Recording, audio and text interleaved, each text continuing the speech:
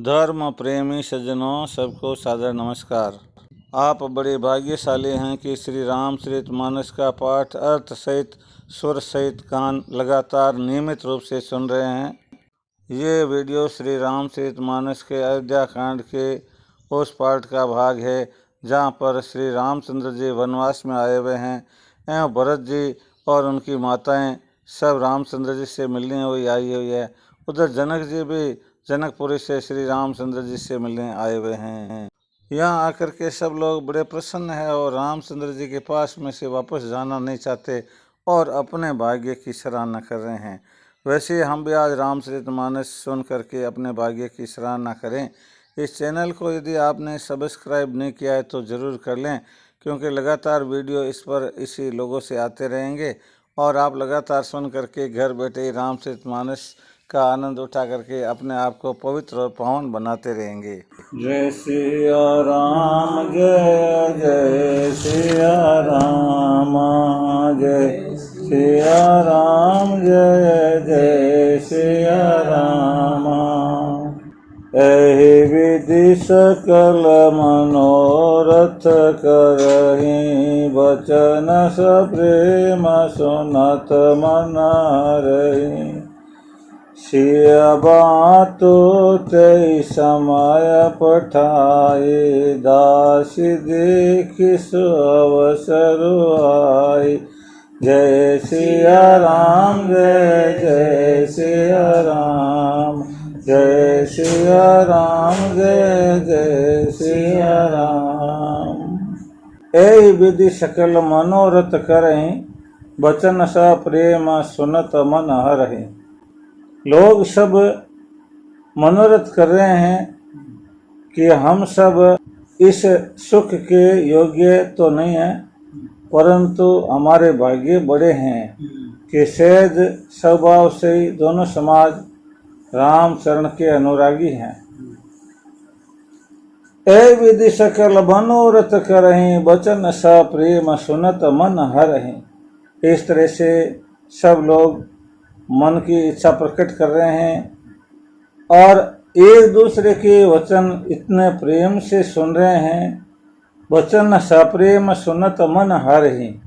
वचन इतने प्रेम से सुन रहे हैं कि मन को हरण कर रहे हैं, प्रसन्न हो रहा है। देखो, वचन बोल करके, प्रेम के वचन बोल करके मन हरण का हमने सुना, परंतु आज हमने ये सुना कि वचन सप्रेम सुनत मन हरे।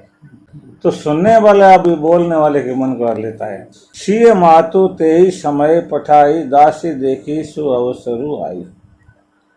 उस समय सीता जी की माता सुनैना जी ने तेईस समय पठाई। किसको भेजा? दासी को, कि जाओ। दासी देखी सु अवसरु आई। दासी अच्छा मौका देख करके आई। अच्छा मौका कौन सा था? कि जब सब काम पूरा हो गया था, अयोध्या की रानियां, सीता जी, उनके सेवक सब अवकाश में बैठे हुए थे। उनके पास में कोई विशेष काम नहीं था, बिल्कुल बिजी नहीं थे। सावकाश सोने सब सिय सासु, आयो जनक राज रनिवासु। कौशल्या सा दर्शन मानी, आसन दिए समय समझानी। जय सिया राम, जय जय सिया राम, जय सिया राम, जय जय सिया राम। सुनैना जी बहुत ही समझदार है, जनक जी की रानी है। लोक व्यवहार में और वेद व्यवहार में दोनों प्रवीण है। पहले अपनी दासी को भेजती है कि जाओ देख करके आओ कि सब रानियां और व्यवस्थित रूप से बैठी है, कोई खास काम में व्यस्त तो नहीं है। और जब दासी वहां देख करके आई और आकर उसने बताया कि अवकाश में है सब, तो उसके बाद में सावकाश सुने सब सिय सासु। सुनैना जी ने ये सुना कि सीता जी की सभी सासुएं अवकाश में है, छुट्टी लिए हुए बैठी हुई है। आयो जनक राज रनिवासु। अब जनक राज का रनिवास आया है। रानी आई है सुनैना जी, रानी के साथ में जितने भी परिवार के सारे सदस्य आए हुए हैं। कौशल्या सादर सन्मानी, आसन दिए समय सन समाने। उस श्रीनिवास में जो रानी आई उसका कौशल्या ने आदर के साथ सम्मान किया। ऐसा तो नहीं कि उनको कोई फूल मिलाए पहनाए या उनका तिलक लगाया, ऐसे नहीं किया। क्यों कि वो एक समय ऐसा था कि राजा दशरथ जी के स्वर्गवास के बाद में ये सुनैना जी पहली बार मिलने आई है। आसन दिए समय सम आनी, समय के अनुसार आसन दिया, समय के अनुसार, यानी उनको जैसे वो भूमि पर बैठे थे तो भूमि पर ही आसन देके अपने पास ही बिठाया। शीलो स्नेह सकल दूरा, द्रवहि देखि मुनि कुलिस कठोरा। पुलक शिथिल तन बारी बिलोचन, मही लखी लिखन लगी सब सोचन। जय सिया राम जय जय सिया राम, जय सिया राम जय जय सिया राम। शीलो स्नेह सकल दूरा, द्रवहि देखी मुनि कुलिस कठोरा। कि दोनों ओर ही शील है, स्नेह है।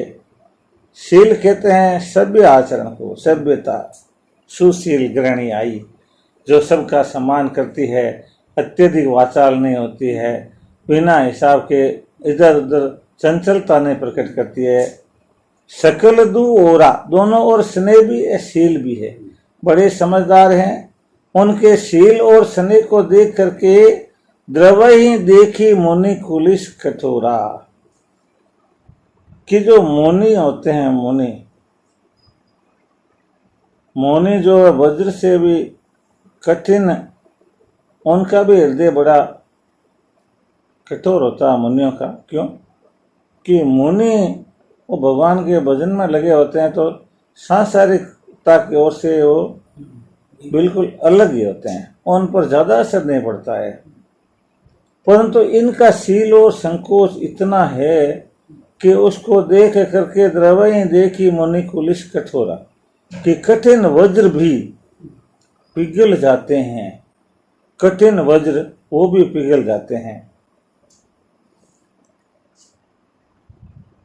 मतलब उनका शील है वो तो कुछ ज्यादा है कि द्रवहि देखी मनु कुलिस कठोरा। यहाँ मुनि शब्द गलत शब्द गया मेरे लग रहा है। मुनि नहीं, मानो। द्रवहि देखी मनि कुलिस कठोरा, मानो की कठोर कुलिस है वो वज्र, वो भी पिघल जाता है। कि वज्र जो होता है वो बहुत कठोर होता है और वो ज्यादा ताप के कारण से पिघलता है।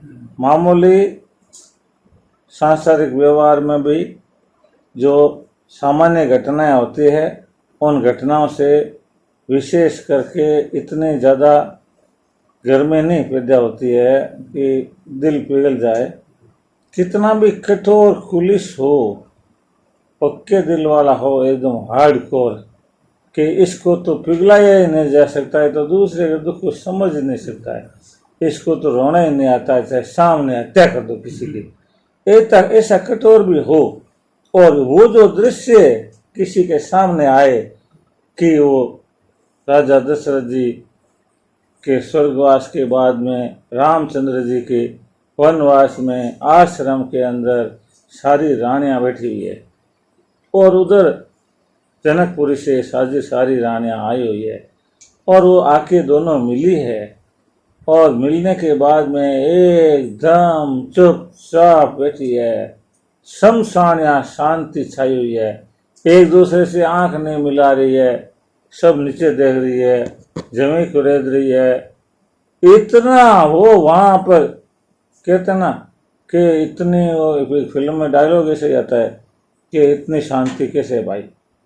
तो एक तरह से वो सन्नाटा है, एक तरह से शांति नहीं है। सन्नाटा उस सन्नाटे को देख करके इतना वो गहरा सन्नाटा है, गहन, उस सन्नाटे से ही कठोर वज्र भी पिघल जाए कि घटना तो कोई बहुत ही भारी हुई है। जैसे कभी दुर्घटना होती है, गाड़ी को देखते हैं और अपन उसकी गाड़ी की दशा देखते हैं, तो दशा देखते ही हमारा दिल पिघल जाता है कि नहीं नहीं, ये तो दुर्घटना तो भारी हुई है, इसमें तो लोगों की जानें ही गई है, कई लोग बेघर हो गए हैं, कई लोग मतलब बच्चियों के माता पिताओं के साये छूट गए हैं, या कोई अनाथ हुए हैं यहाँ। तो इसी तरह से तो ऐसा घटना कोई देखे तो ऐसी घटना देख करके, जैसे विमान दुर्घटना अभी हुई और उसमें कितने सारे लोग एक साथ ही, तो कितना ही कठोर हृदय वाला हो तो वो भी पिघल जाए। तो यहाँ कहते हैं कि उस समय उन रानियों का राजा, दो राजाओं की रानियां आपस में मिली, इतना सन्नाटा हुआ कि उसको देख करके कठोर कुलिस जैसे हृदय के लोग भी पिघल जाए। और यदि वो लोग पिघल जाए वो बात नहीं, वास्तविक कुलिस वहां पड़ा वो वज्र वो भी पिघल जाए, इतना वहां सन्नाटा हुआ। पुलक शिथिल तन बारी बिलोचन, मई नख लिखन लगी सब सोचन। पुलक शिथिल, शरीर पुलकित हो गया, ठंडा हो गया। पुलकित होकर के चंचल हो जाए तो वो अलग होता है, शिथिल हो गया। तन बारी बिलोचन, और आंखों में बरसात, पानी बह रहा है जैसे गंगा यमुना बह रही है। मई नख लिखन लगी सब सोचन, बस बोलना किसी का नहीं है, जमीन खरीद रही है, जमीन बोले तो कैसे, कौन किसे कैसे बात करे, पहले कैसे पूछेंगे दशरथ जी के क्या हुआ, हाँ पूछे कैसे। और वे सामने जो दशरथ जी की रानियां है वो चला के कैसे बताए कि हमारे राजा के साथ में ये हुआ, कैसे बताए।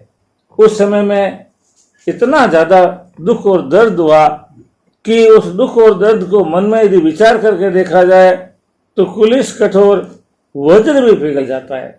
सब सिय राम प्रीति किसी मूर्ति, जनु करुणा बहु बेस बिसोरती। सिय मातु के विधि बुद्धि बाकी, जो पय फेन भोरी पबिटा की। जय सिया राम, जय सिया राम, जय सिया राम, जय जय सिया राम। सब सिय राम प्रीति की सी मूर्ति, सब के सब जो महिलाएं हैं वो सब सीता राम जी की प्रीति की मूर्तियां बन गई, हिलना डुलना कुछ नहीं, मूर्तिमंत हो गए सब। जनु करुणा बो बेश विसूरती, जैसे करुणा है, करुणा स्वयं, करुणा इतनी होती है कि द्रवित हो जाए उससे किसी की करुणा, किसी के हृदय की आर्त पुकार दुखी को देख करके उसके प्रति जो सहानुभूति का भाव आता है वो भाव करुणा का भाव कहलाता है। तो दोनों तरफ से करुणा का भाव इतना गहन है कि वो जो महिलाएं हैं वो महिलाएं नहीं होकर के करुणा की मूर्तियां है। जैसे करुणा ने अपने अपने ड्रेस पहनी है, किसी ने कुछ अलग पहना, वो महिलाएं नहीं है, करुणा की रूप हो गई है, करुणा की मूर्तियां बन गई है। सिया मातु क्या विधि बुद्धि बाकी, और फिर हिम्मत करके सीता जी की माता बोली है, हिम्मत करके धन्य हो, जय हो भाई मिलने वाली की जय हो, सुनैना जी की जय हो। वो रानियां तो अयोध्या वाली तो बोलने में उनको तो बड़ा ही संकोच था, धीरज बंधाने के लिए तो सीता जी की माता आई है, तो सीता जी की माता पहले बोली, हाँ सिय मातु के विधि बुद्धि बाकी। सीता जी की माता जी बोली, देखो विधाता की बुद्धि कितनी बांकी है, टेढ़ी है, विधाता की चाल कितनी खतरनाक है। जो पय फेनु फोर पबी टांकी, कि जो पयन दूध के जो जाग है, फेन पयन दूध फेन जाग, जो दूध के जाग होते हैं उनको विधाता क्या करता है, फोर पबी टांकी, कठोर टांकी है, वज्र जैसी टांकी है, पबी वज्र को कहते हैं, वज्र के समान कठोर टांके से दूध के झाग को फोड़ती है ये विधाता। झाग तो फूंक फूंक से ही फूट जाता है। इतना दुख इनको देने की जरूरत क्या है? ये तो क्या एक फूल से ही कोमल है, सब इतने कोमल है, फूंक से ही उड़ जाए। पैर में एक इनके कांटा ही चुभ जाए तो इनके लिए तो भाला चुभ गया। एक कठोर वचन बोल दिया जाए, टेढ़ी नजर से इनकी ओर देख लिया जाए, थोड़ा सा जोर से ही बोल दिया जाए या यूं लग जाए कि हमारे से कोई गलती हो गई, अन्याय हो गया, तो इतने में ये तो मुरझा जाती है। ये कितनी कोमल है, परंतु इनको भी मुरझाने के लिए इनको क्या पता नहीं, इतना विधाता ने दुख दिया है इनको। ये वज्र जैसी टांकी श्री रामचंद्र जी के पिताजी दशरथ जी के मरण का और इनको वनवास में भेजने का इतना बड़ा दुख देने की कोई जरूरत नहीं थी। ये तो बहुत कोमल है, परंतु विधाता की बुद्धि कितनी बाकी है कि दूध के झागों को भी वज्र जैसी कठोर टांकी से फोड़ रही है। सोने यशोदा देखी अगरल सब कर तो कराल, रामा सब कर तो कराल, जहते काक उलोक बक, मानस कृत मराल, सियावर रामचंद्र जी की जय। सोनेना जी और कहते हैं, सुने सुधा देखिए गरल, हमने सुधा को सुना है कि अमृत होता है, देखा नहीं है उसको। कहते हैं लोग कि यदि उसको किसी को मरते हुए को पिला दिया जाए तो जीवित हो सकता है, जीव प्राण वापस आ जाते हैं। कोई मान लो कि एकदम मरणासन है तो उसको अमृत की बूंद मुंह में डालती वापस वो जिंदा हो जाता है, ऐसा हमने सुना है। परंतु देखिए गरल, परंतु विष को तो हमने खुद अपने आंखों से देखा है। ये विष ही तो है, ये विधाता ने विष ही तो पिलाया है सबको। सब करतूत ही कराल, ये सारी करतूत बहुत कराल है, बहुत ही भयंकर है। जयते काक उलो कबक मानस सकृत मराल, तो भी धीरे धारण करने के लिए कहते हुए समझा के कहते हैं सोनैना कि आपको फिर भी हिम्मत करनी चाहिए कि जयते काक उल्लू कबक, कि ये कौवे है, उल्लू है, बकुले है, ये जयते होते हैं, बहुत होते हैं, ये मिल जाते हैं, सब जगह रहते हैं ये। तो इसी तरह से जो विधाता की जो करनी है ये दुख है, दुख तो होता ही रहता है, आता ही रहता है, बार बार दुख आता है। ये संसार दुखों की नगरी है। मानस सकृत मराल, परंतु जो मराल यानी हंस, हंस होते हैं वो मानसरोवर में ही वहीं मिलते हैं। तो इसलिए सुख तो बहुत मुश्किल से कभी कभी मिलता है, दुख तो आते ही रहते हैं। कौवे उल्लू बगलों की तरह है ये दुख विधाता का। ये विधाता ने ये छोड़ रखा है सब जगह, कौवे उल्लू बगलू छोड़ रखे है ना, ऐसे दुख तो अचानक आ जाता है और सुख तो कोई बड़े भाग्य से आता है। हाँ, बड़े भाग्य से आता है।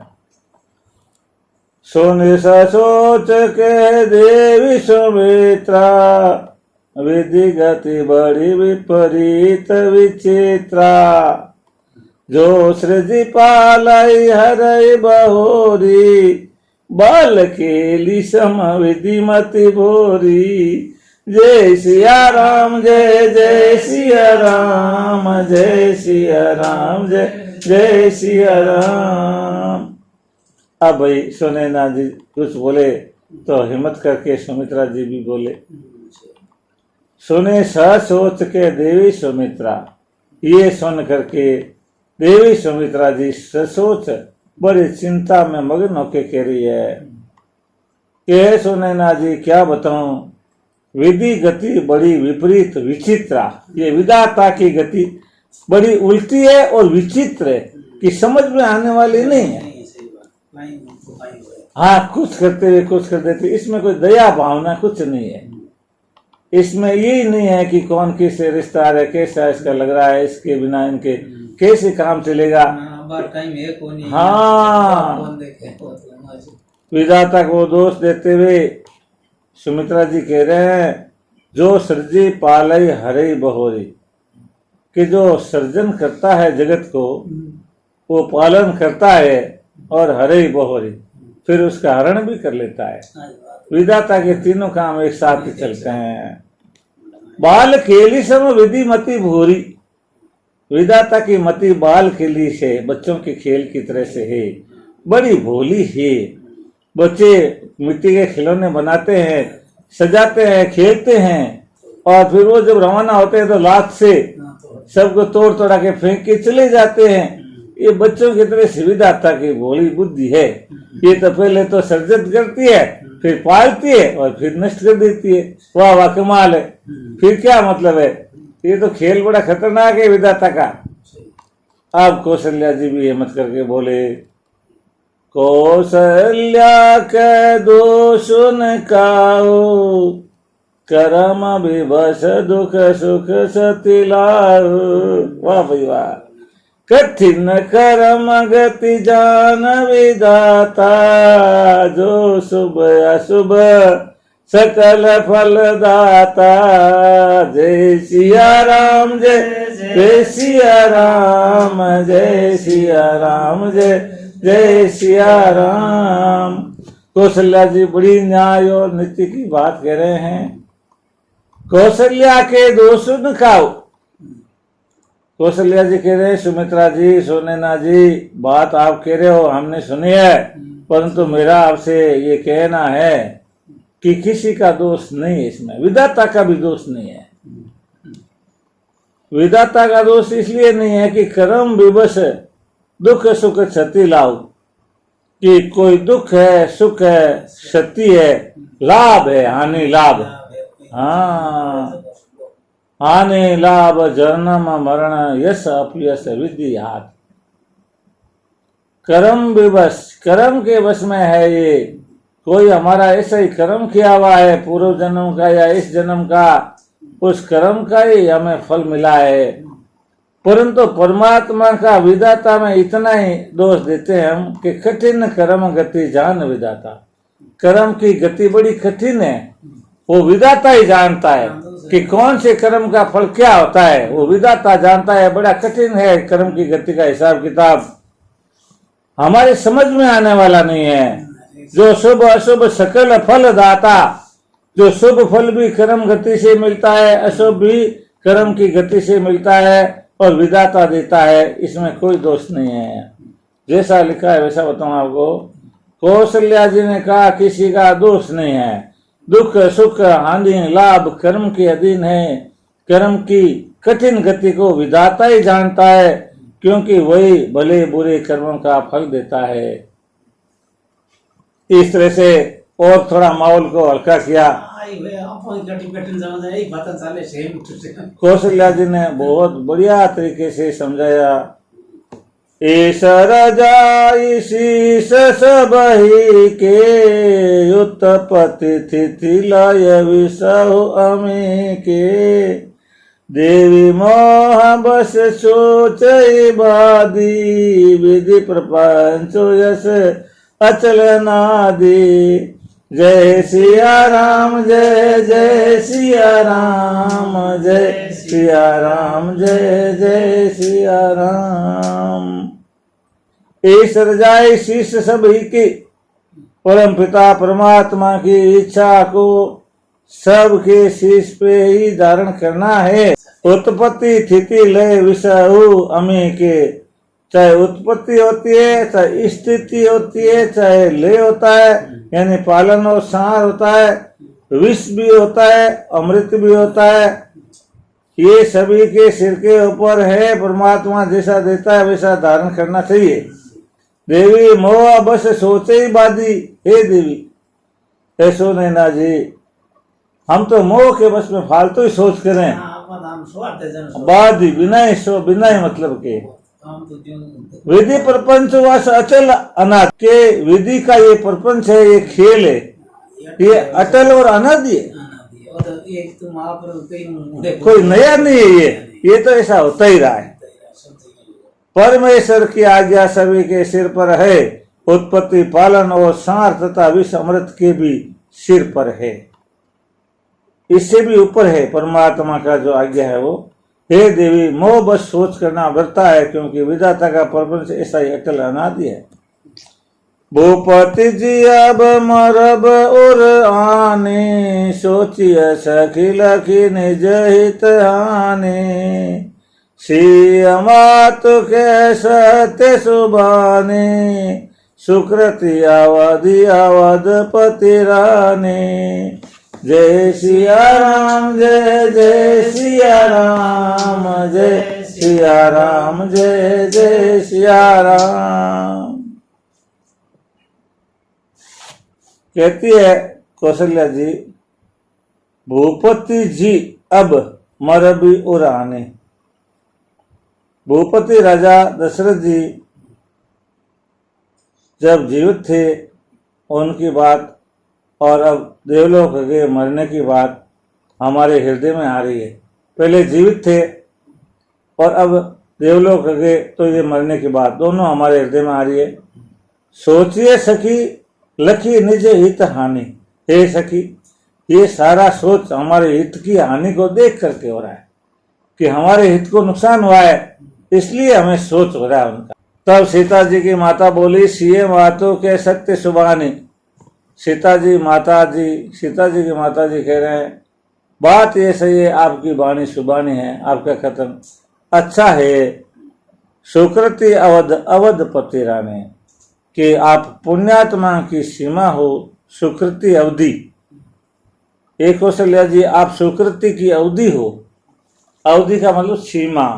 सीमा कैसे है कि कोई कितना ही पुण्य करे और उसके पुण्यों के फल के स्वरूप जो पुण्यात्मा कितना बड़ा बन सकता है, उससे बड़ा और कोई पुण्यात्मा बन ही नहीं सकता। हे माता जी, हे कौशल्या जी, आप पुण्यात्माओं की अवधि हो, आप बड़े भारी पुण्यात्मा हो, महान ज्ञानी हो, आपसे बड़ा कोई नहीं है। अवधपति रानी, और आप अवधपति राजा दशरथ जी की रानी हो, तो आप जो बात कह रही हो वाणी है एकदम सही है, इसमें कोई फर्क वाली बात है ही नहीं। लखन राम सिय जाओ बन, बल परिणामन पोचु। राम बल परिणामन पोचु, गबरे के कोशिला। मोय भरत कर सोच सियावर, रामचंद्र जी की जय। कौशल्या जी गला भर के बोली, गह बरी हैं लखनो राम सिए जाओ बन। जाओ भले, मुझे कोई सोच नहीं है। लखन राम सिए जाओ बन, बल परिणाम न पूछो। इसका परिणाम भला होगा, खराब परिणाम नहीं होगा। कोई बात नहीं, क्योंकि पिताजी की आज्ञा से जा रहे हैं, दुष्ट का संहार करेंगे तो परिणाम बहुत अच्छा होगा। गह बरी है के कौशल्या हृदय में गह भर करके, बड़ा गला भर करके कहती है, मोई भरत कर सोचो। मुझे भरत का बड़ा सोच है, क्योंकि भरत पर ये इतना सारा एक तरह से इल्जाम साग लग गया कि ये भरत की वजह से हो गया। भैया भरत जैसा कोई भैया नहीं, बेटा मेरा भरत जैसा कोई नहीं, और इस तरह से भरत के ऊपर इस तरह का अनावश्यक लांछन जग लगाएगा कभी। मुझे भरत का बड़ा सोच है, इसमें भरत की कोई गलती नहीं है। इस प्रसाद आशीष तुम्हारी, सुत सुत बधु देव सरी बारी। राम शपथ में की नौकाओ, सो करी कहूं सखी सत भाओ। जय सिया राम, जय जय सिया राम, जय सिया राम, जय जय सिया राम। ईश प्रसाद शीश तुम्हारी, सुत सुत बधु देव सरी बारी।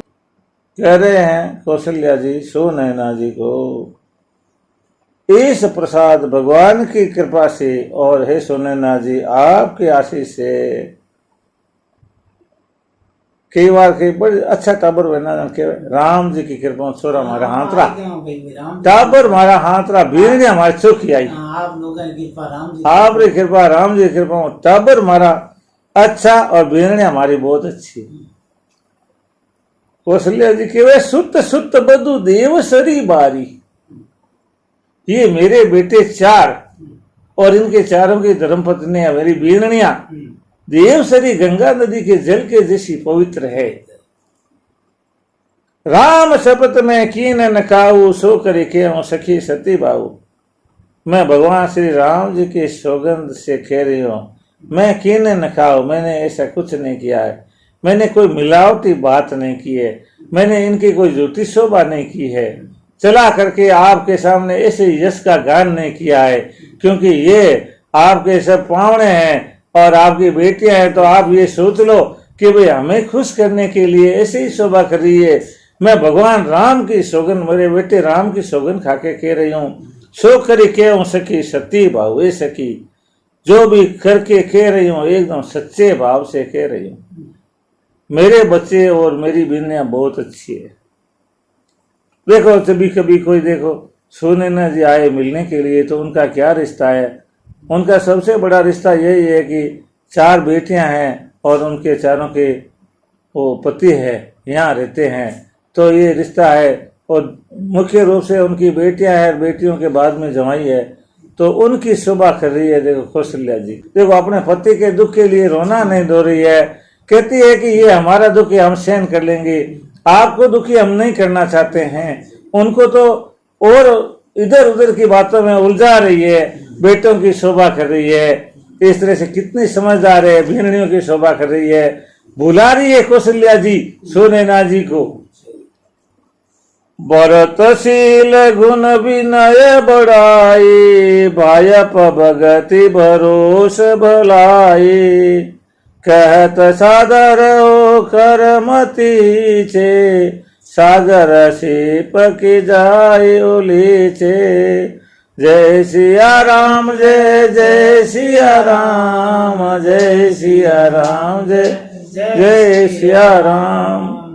सबसे पहले कौशल्या जी भरत की शोभा करती है।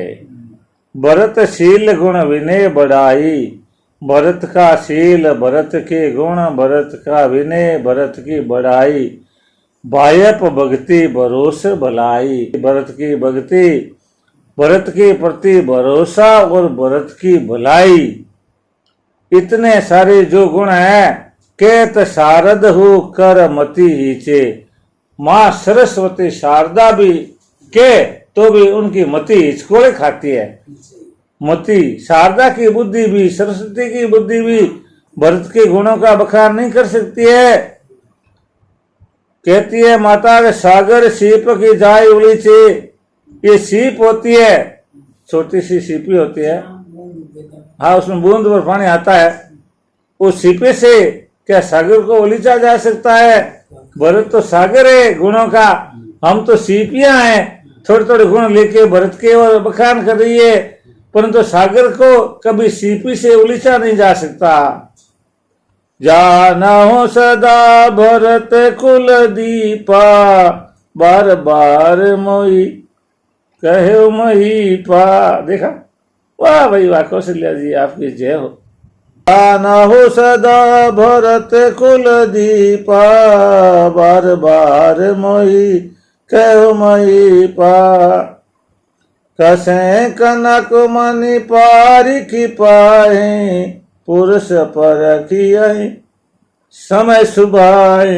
जय सिया राम जय सिया राम, जय सिया राम जय जय सिया राम। वाह भाई वाह, कौशल्या जी क्या शोभा करती है भरत जी की। अब तक जितने शोभाएं हुई सबसे बड़ी शोभा यह है, जानो सदा भरत कुल दीपा।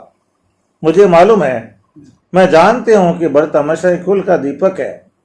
बार बार मैं कहो महीपा, ये मैं ही नहीं कह रही, मेरे पति देव दशरथ जी राजा वो भी मुझे बार बार कहते थे कि ये भरत कुल का दीपक है। और ये तो कहते ही थे, पर अब देखो कसे कनक मणि पारखी पाए, कि जो कनक की मणि होती है, सोने की मणि होती है, उसका पता कैसे चलता है जब उसको कसा जाता है, परीक्षा ली जाती है उसकी, जोहरी जब परीक्षा लेता है तब पता चलता है कि खरी है कि खोटी है। और पुरुष परीक्षाएं समय सुबहें, और आदमी की परीक्षा तो समय पर काम पड़ने पर ही होती है।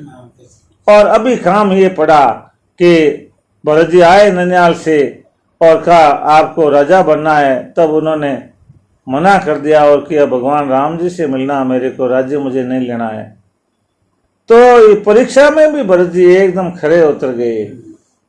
वैसे दशरथ जी भी कहते थे, मैं भी जानती हूँ, अनुचित आज कब अस मोरा, वाह भाई वाह, जय हो जय हो, ऐसी रानी हो तो ऐसी हो भाई। कह रही है अनुचित आज कब अस मोरा, सुख सने शयान पथोरा, सोने सुर सरिसम पावन बानी, वैष्णेह विकल सब रानी। जय सिया राम जय सिया राम, जय सिया राम जय जय सिया राम। अनुचित आज कब अस मोरा, सुख स्नेहम शयान पथोरा, सोने सुर सरिसम पावन बानी, वैष्णेह विकल सब रानी। जय सिया राम जय जय सिया राम, जय सिया राम जय सिया राम। अनुचित आज कै बस मोरा। कौशल्या जी मिथिलेश की रानी से कह रही है कि मेरा ऐसा कहना आज अनुचित है, क्योंकि आज आप मेरे से मिलने आई हो, मेरे पतिदेव देवलोक हो गए हैं। इस समय में मैं मेरे पुत्रों की शोभा करूं तो ये बात अनुचित है। शोक स्नेह शयान पथोरा, कि इस समय बहुत ज्यादा शोक है और स्नेह भी है बेटों से, तो इसलिए मेरे में शयानपन विवेक थोड़ा कम हो गया है, इसलिए मैंने ये आपको बात कह दी है। सोने सुर सरिसम पावनी बानी, इस तरह की गंगा नदी के समान एकदम सरल और पावन बाणी, बिना किसी लाग लपेट के जैसे ही मन में आया वैसे ही कह दिया, और जब थोड़ा ये लगा कि अनुचित है तो वो भी कह दिया, मन में कुछ नहीं रखा। गंगा जैसी निर्मल है वैसी कई कौशल्या जी निर्मल है, ऐसी निर्मल बाणी सुन करके भाई स्नेह विकल सब रानी, सारी रानियां स्नेह से विकल हो गई। ये स्नेह हुआ कौशल्या जी के प्रति कि ये रानी कितनी महान है। आज मेरा ऐसा कहना भी ठीक नहीं है, क्योंकि शोक और स्नेह के कारण विवेक कम हो जाता है। कौशल्या जी की गंगा जी के समान निर्मल वाणी सुनकर सब रानियां प्रेम से वियल हो गई। कौशल्या कह धीर धरी, सुनाओ देवी मिथिलेशी, राम सुनाओ देवी मिथिलेशी, को विवेक निधि वल्लभ है, तुम्हें सकै उपदेश सियावर रामचंद्र जी की जय। कौशल्या के धीर धरी, कौशल्या ने धीरज धारण करके कहा, सुनाओ देवी मिथिलेशी, हे मिथिलेश की देवी, मिथिला की देवी, सो नैना जी आप सुनो। को विवेक निधि वल्लभ ही, तुम्हें सकै उपदेशी। आप तो विवेक निधि, आपके वल्लभ विवेक निधि हैं, आपके वल्लभ पति आपके जनक जी विवेक के समुद्र है, उनकी आप धर्मपत्नी हो, तुम्हें सकै उपदेशी, आपको कौन उपदेश दे सकता है। हमारे पास में आपको उपदेश देने का सामर्थ्य नहीं है, इसलिए हमने तो सिर्फ हमारे पुत्रों की बड़ाई करके ही काम चलाया है। उपदेश हम आपको कैसे दे, विधाता ने ऐसा किया वैसा किया, हम इतनी नहीं जानती है। आप हमारे से ज्यादा जानकार हो, क्योंकि आप विवेक निधि जनक जी की धर्मपत्नी हो। रानी रायसन अवसर पाए, अपने भांति कहत समुझाई। रखियाई लखन भरत गवनाई बना, जो ये मत माने महीपमन। जय सिया राम जय जय सिया राम, जय सिया राम जय जय सिया राम। रानी राय सन अवसर पाई, अपनी भांति कह भी समझाई। रखिए लखनो भरत गवने बन, जोई मत माने महीपमान। अब कौशल्या जी कह रही सोने ना से कि अब राजा आगे हैं जनक जी, तो हे रानी आप जनक जी से कहना, रानी राय सन अवसर पाई, राजा के सामने जब आपको मौका मिले बात करने का, राजा से उनको कहना अपनी भांति कैब समझाई। अपनी ओर से ये समझाना कि क्या समझाना कि रखिए लखनऊ भरत गव नहीं बन, कि लक्ष्मण जी को रख ले। क्या भाई बस अब लक्ष्मण जी आप तो वापस अयोध्या पधारो और इस भरत को राम जी वन में साथ में ले जाए। ये उनको समझाना। समझाना क्यों ये भरत विलाप बहुत कर रहा है, इसके विलाप को हमने समझ लिया, इसके दुख बहुत है, तो ये राम जी के साथ में चला जाएगा तो इसका दुख दूर हो जाएगा। रहे नीक मोई लागत नाई, भरत के रहने से मुझे भलाई नहीं लगती है, कि भरत यदि अयोध्या में रहेगा तो मुझे भलाई नहीं लगती है, कि राज नहीं करेगा, ये तो कुछ नहीं करेगा।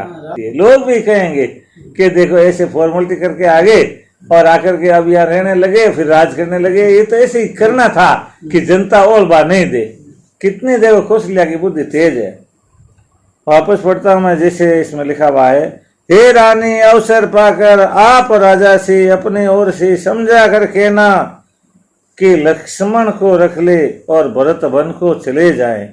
यदि ये सलाह महाराज के मन में भली लगे तो, भली लगे तो राम जी को कह दे, राम जी भी इनकी बात नहीं टालेंगे। हाँ, तो बल जतन कर बसु विचारी, मोरे सोच भरत कर भारी।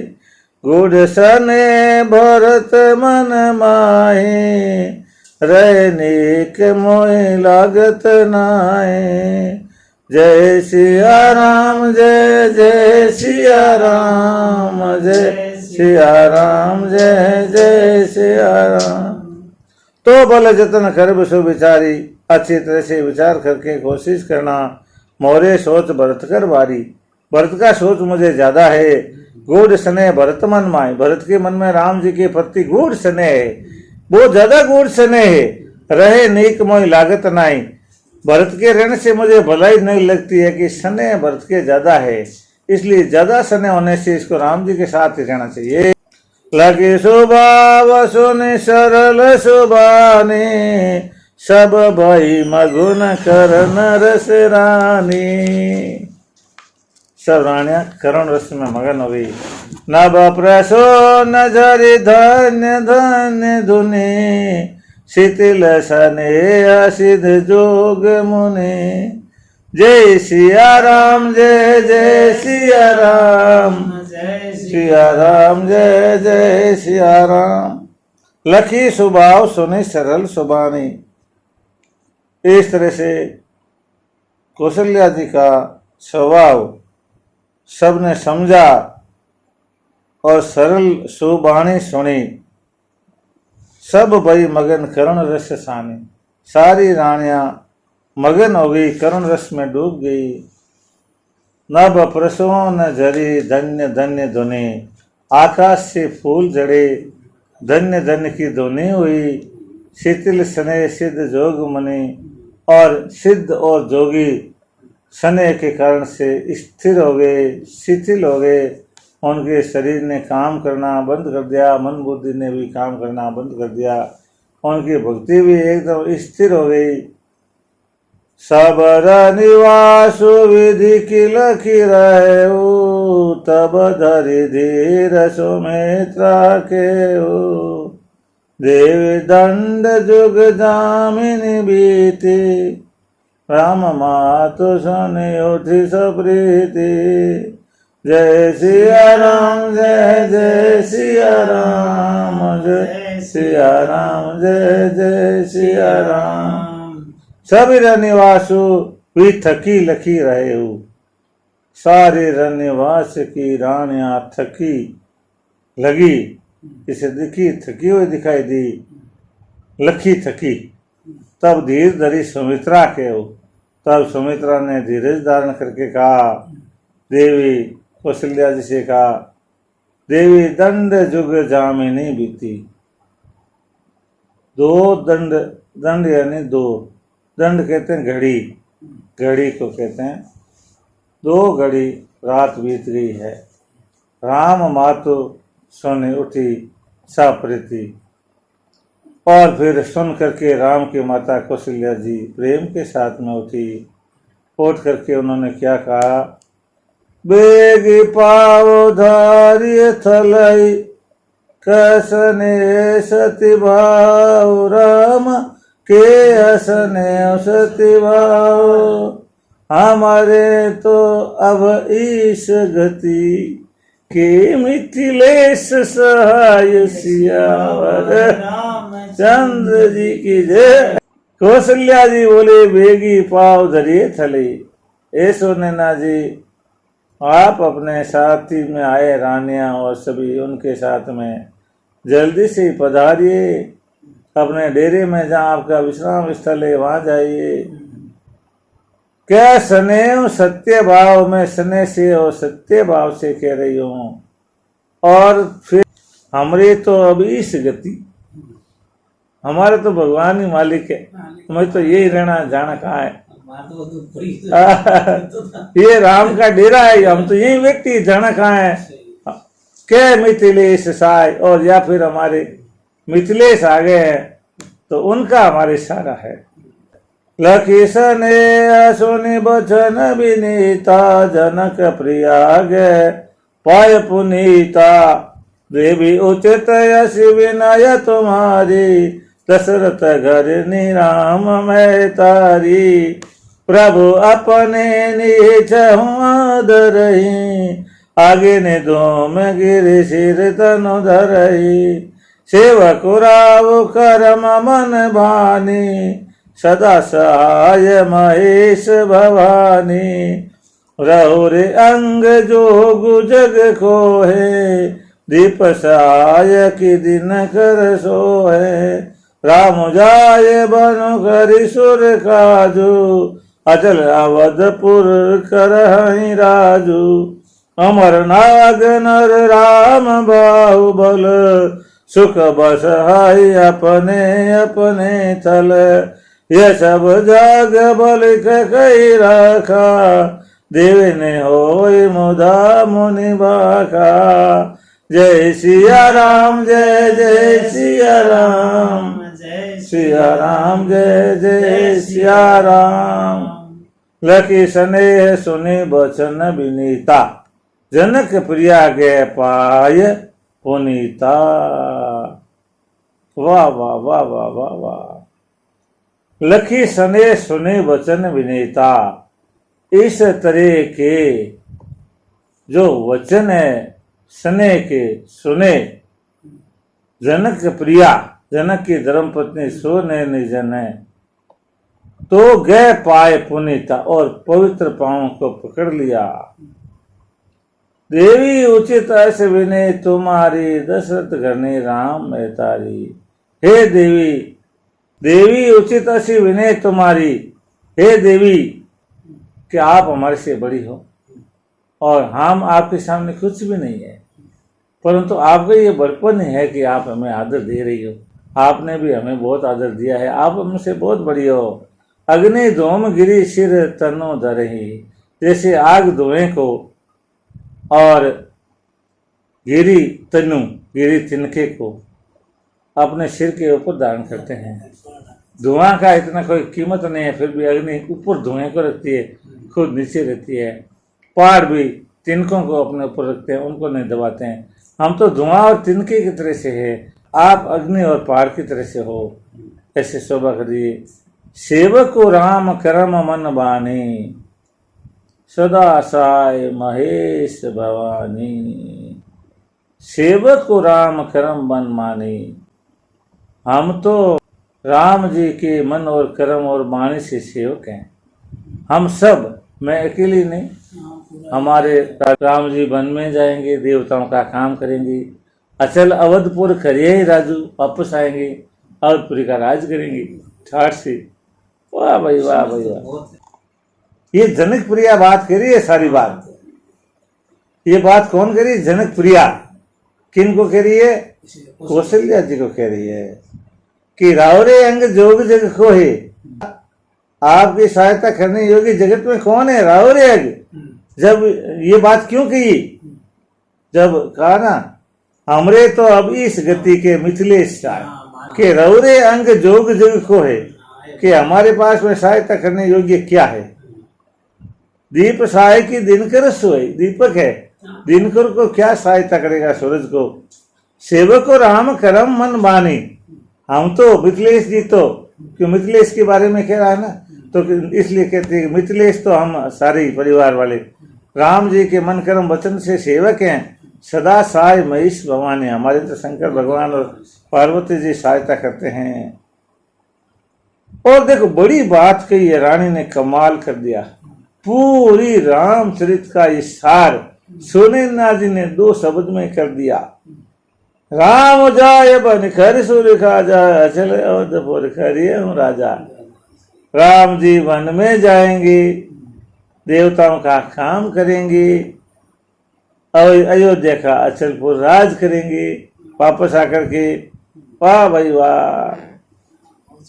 रानी देखो कितने होशियार है। अमर नाग नर राम बाहुबल, सुख बस हाय अपने अपने थल। अमर देवता, नाग, नाग एक जाति है उस समय की, मनुष्य भगवान राम जी के बल से सुखी बसी है अपने अपने थल, अपने अपने स्थल पर सुख पूर्वक बसेंगे। नहीं तो राक्षस उनको परेशान कर रहे हैं। ये सब जाग बलिक कई राखा, देवे न होई मुदा मुनि बाका। कह रही है सुनैना जी के हे कौशल्या जी, ये मैं नहीं कह रही, ये जो ऊपर जो कहा वो, और ये जो अब कह रही है ये याज्ञवल्क्य के ऋषि ने पहले ही कह रखा है। ये सब जाग बलिक कई राखा, याज्ञवल्क्य के ऋषि ने ये कह रखा है, उनकी भविष्यवाणी कर दी है उन्होंने। देवे न होई मुदा मुनि बाका, हे देवी मुनि की बात है ना, भाषा झूठी नहीं हो सकती है।